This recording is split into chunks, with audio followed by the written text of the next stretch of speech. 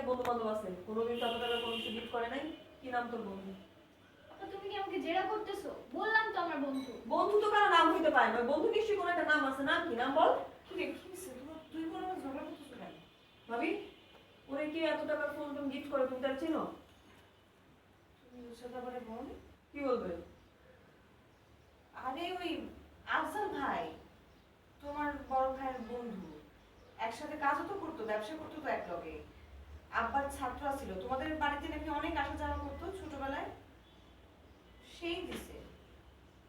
তুই আফজাল ভাইয়ের কাছ থেকে ফোন নিছিস? হ্যাঁ নিছি, তো কি হইছে? আমার বড় ভাই দিলে আমি নিতাম না? বড় ভাইয়ের বন্ধু দিছে তাই নিছি। আর ছোটবেলায় তুমি আমাকে কত গিফট দিছে, তখন তো কারো গায়ে লাগে নাই।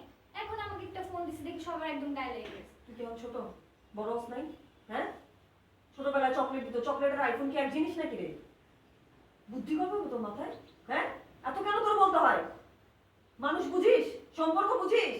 তুমি তো খুব বুঝো, এত বুঝো দেখি তাকাম করে একটা ভাইরাল হয়েছো। তুই মানুষ বুঝিস, সম্পর্ক বুঝিস?